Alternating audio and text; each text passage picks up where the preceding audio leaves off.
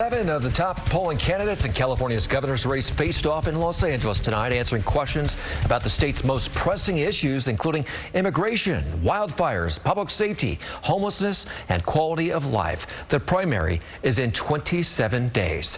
Thank you for joining us tonight at 10. I'm Curtis Mang. And I'm Andrea Flores. The top two vote getters in June will advance to November's general election. And tonight, candidates went head-to-head in the final televised debate. KCRA 3 is live at the debate tonight with team coverage. Our political director, Ashley Zavala, is analyzing what happened on stage. KCRA 3's Golston Dart is leading our debate coverage tonight live from Los Angeles. So, Golston, this debate really changed over the course of the night. Yeah, it sure did. Now they're wrapping things up here out at the Skirball Center. But you're right. It was really a tale of two debates, if you will, here at the Skirball Center. It started out as an issue-focused debate, and then it slowly, towards the last half hour, morphed into more of an aggressive affair. And the target of most of that aggression, Javier Becerra, the leading Democrat, according to recent polls. Here's a little bit of what happened. Are you proud that you pushed out 85,000 migrant children? They were, according to the New York Times, they were maimed, they were exploited, some were even killed. You said those are MAGA talking points. It's a MAGA hoax. Tell that to the children who died. So I'm not sure what that had to do with homelessness, but cálmate, Antonio, cálmate. Well, I'll tell you what it had to do. It's about truth-telling. About your service and how proud you are of that service. I'll tell you what I haven't done, which we revealed today, which is to take a taxpayer-funded organization from your money, your taxes are paying illegal immigrants to campaign for Javier Becerra through an organization called Churla, and he's accepted their endorsement. It is completely outrageous. Wait, time out. So that's the other leader, according to recent polls. Of course, we're talking about Republican Steve Hilton. He seemed to avoid most of the attacks of the night as the other Democrats tried to make points with voters and hopefully move up in the standings. We're going to hear more from Hilton, and we're going to hear more from the other candidates and their reaction to how things went down here tonight. But first of all, I want to turn it over to our political director, Ashley Zavala, about the debate itself. Ash. Well, Golston, in this hour-long debate, the moderators really pushed for yes or no answers in a lot of the questions. They were asked about the high-speed rail and whether they would support producing more oil in the state with high gas prices in California relying a lot on foreign fuel. Here's what those responses look like. Do you sign it or do you veto it? And this bill would be whether to seek an increase in oil production in Kern County in the Central Valley. The governor of this state was not a big fan of oil. He's actually changed his tune a little bit on that. Yes or no? This is the bill. Do you sign it or do you veto it? Mayor Villaraigosa. Yes. Congresswoman Porter. Can you repeat the question? So would you advocate for an increase in oil production in the state? Western states point... no. Okay. All right. No. All right. Very good. Mr. Sheriff Bianco. Absolutely. Mr. Hilton. We don't need a bill. I'll get it done directly as governor by instructing the California Department of Geologic and Energy Management to open up oil production. This is the problem with Democrats. Endless legislation instead of just getting the job done. We're going to veto it next time. Mr. Steyer. No. All right. Mr. Secretary Becerra. Versus importing? Yes.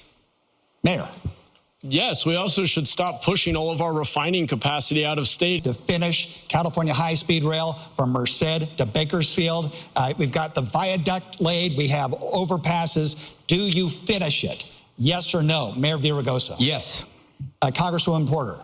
Yes, if you can build it faster and cheaper than it's been projected. Okay. Sheriff Bianco. No, I would rather arrest the people that stole our money. All right. That would be on brand for you, doing things that are illegal. No, stop spending taxpayers' money on pointless things and improve our roads, which are the worst in the country because of Democrat policies. Mr. Steyer. Yes, we need Secretary public transportation.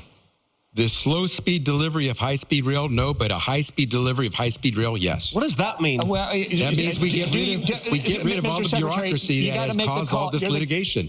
We try to make it yes or no. Get our money's worth. It's either yes or no. The bill's on your desk. Do you say yes or do you veto it?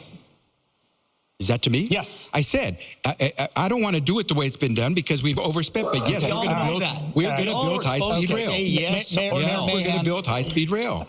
Conan, I would send it back to the legislature and say, fix CEQA, reduce litigation risk, let's fix the regulatory environment, and then I'll sign the bill.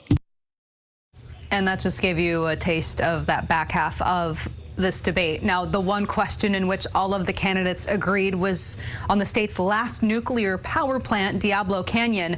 It's supposed to shut down in 2030, but all candidates tonight said that they would keep that open beyond that year. But again, Golston, this being their fourth and final live broadcasted debate on TV, we didn't really see anyone emerge as a leader or a dominator of this debate.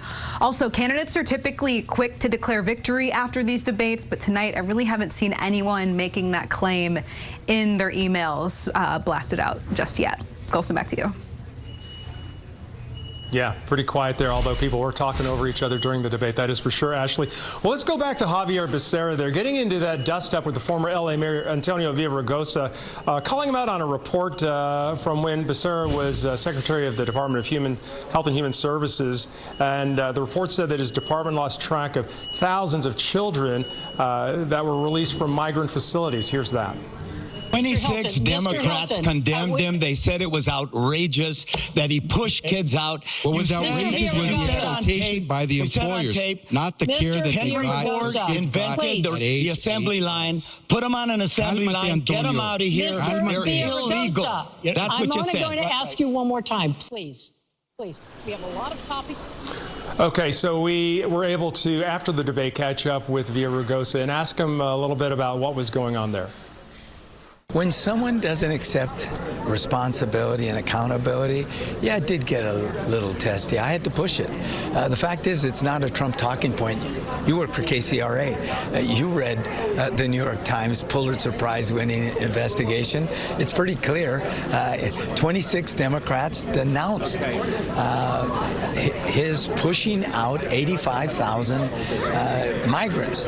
He took a lot of flack tonight. He did. And, you know, that's what happens when you're leading from the front, you know, that people want to try to bring you down. But I think he demonstrated today he has the moral character, he has the patience, he has the ability to be able to push back and continue to push forward. And, you know, those of us who are with him have seen this from him forever. He has always been a fighter. He's always been a man who's come from he's an underdog. So we talked to David Huerta there, surrogate for Javier Becerra tonight, because Becerra chose not to talk with the media. All the other candidates did talk with the media. Now, I brought this up earlier. One person that seemed to avoid most of the attacks tonight was Steve Hilton, the Republican who's been leading in most of the polls. And I asked him about that and why that is. Here's what he had to say. That's really not how I think about it. I think about how I can make the case for change. Look, we've had 16 years of one-party rule. I'm not saying that the people in charge have had bad intentions.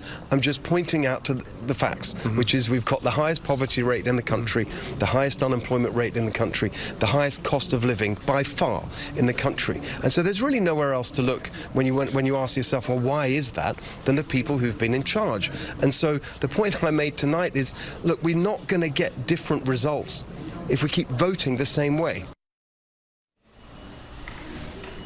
All right, so we're going to have reaction from more of the candidates later tonight. And coming up at 11, you will be able to hear what Tom Steyer has to say when I asked him about that $100 million that he has spent on his commercials and if he's satisfied with the results so far. Reporting live from L.A., I'm Golston Dark, KCRA 3 News. All right, Golston, thank you so much. So here are some key dates. Ballots, they're arriving now in the mail. Voters could mail them back or return them in a secure drop box. The last day to register to vote is May 18th. Voters' Choice Act counties open vote centers for in-person voting starting Saturday, May 23rd. The primary is Tuesday, June 2nd, and the polls close at 8 o'clock that night.